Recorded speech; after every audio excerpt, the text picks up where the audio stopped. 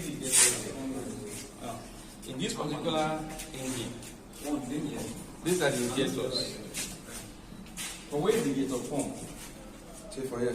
Say this is the injector. This is the injector. Look at it. I'm pulling the injector. This is the injector. That's what we call. This is the injector that injects fuel inside the engine. Look at the injector of this one. Look at it.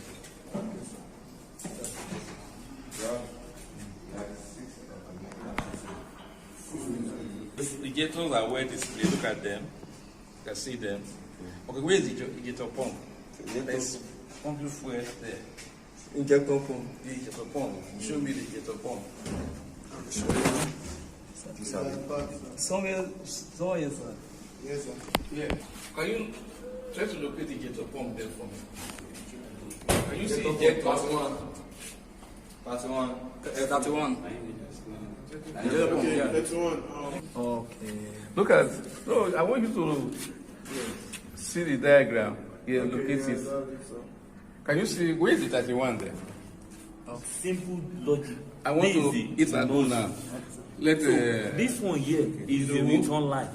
yes. You see this one here now is the one that supply the nozzle. Okay. Are you getting what I'm saying now? Yes. You come on top of your engine. Okay. You look at this line. The one on top is the return line. The one at the bottom, which is separate, which is this one, this one, this one. You just locate this one and look at the place it lands to. That place you see the end of this. That is the injector pump.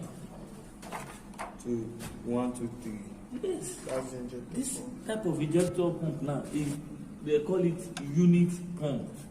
Okay. That is every cylinder has their own unit pump. Because they are together. Yes. Like this engine now, when the engine is working and one of the pump got bad, the two will still continue working. So what of the piston? As in The piston that is I know. As in, if the injector pump is like just stop, one is the stopped. piston will just be moving, Without but it will not. any The force. burning will not take place inside it. But the remaining one that is having burning will continue to turn in the engine continuously. So to locate your injector pump now, you understand it now, Abi? Not that you be imagine one of you is coming here, this is injector pump. It's far beyond what you are learning. So now, let us excess fuel will be returning from this. As the engine is running, this one will be pouring the excess remaining fuel back here. Okay. Are you getting now? Why this one is the supply? Because of you see this one that is here, that doesn't mean it's the pump. Are you getting for the fuel before it will go to that injector pump? But the only simple way you can easily locate your pump is what I just said now. You look at this your fuel system. This one on top of it, on top of this nozzle now, this one I'm touching is I use this type of sleeve. It's too slow. Are you getting me now? In essence, irrespective of the size, even though that your first two-stroke engine is as big as anything, this is the type of sleeve. This is the type of the design of the sleeve for two-stroke. Why? Okay. Why for that four-stroke engine? This is the design of the sleeve. Are you getting me? Yes. But I've seen you say that something like line. Look at this that you are seeing as your back. This block, this is what they call block engine. Block engine. Touch the block engine of this engine. The block engine. Yes, for this engine, touch it. That block engine is the same thing as this one that you are seeing. It's just that we lose all other components that make it to look like this one. Are you getting it? Now, when you look at that sleeve, that block now, you see the sleeve there. The type of sleeve that is there is which type here? This type here. Yes. Are you getting it now? The composite chamber like this, inside. Are you getting it? Why this one thing will be like this? It's this thing that you are doing, the one that is here. Are you getting it now? When the engine is burning, when the burning is taking place here, it will only remain there. It will only remain inside this slave. Are you getting me now? Why when this one is burning in its own block, the burning will come inside the crankcase through this place, through this hole. The only thing that will just be controlling the burn gas is the ring, is the piston ring. Piston. You know that when the piston travel from here to this place, it will cover this place, it will cover this place. When the travel come down, it will open. That is the port. When we are saying port, wait. When we are saying, we said port stroke we use inlet and exhaust as in inlet valve.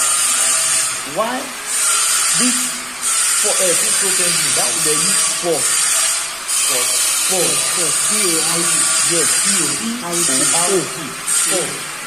that's where you have inlet port and exhaust port.